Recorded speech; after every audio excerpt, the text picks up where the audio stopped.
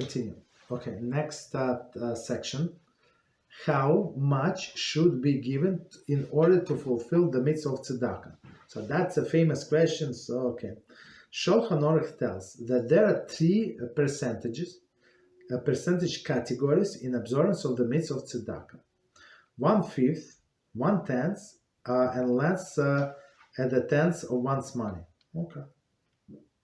One who gives up to 1/5, so 20%, of his possession is fulfilled the mitzvah to its maximum. One who gives 1/10, Maaser, of his money to Tzedakah is fulfilled the Mida Benonis. Benonis is like average, right?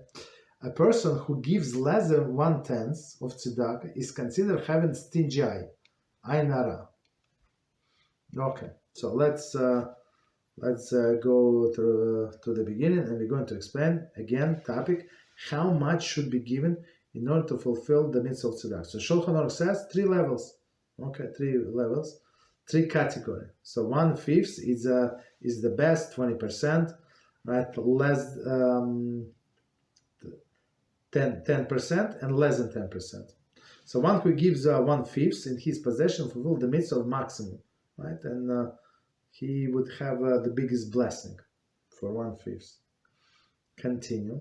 One who gives 1/10 Maaser, so it's mediocre, like average person, nothing special, right? So he just fulfilled the mitzvah as required. Is he going to get rewarded? Of course. But we're going to see this 10%, it's actually when we start calculating, many people do not give 10%. Even if they give a lot, they do not give 10%. We're going to see.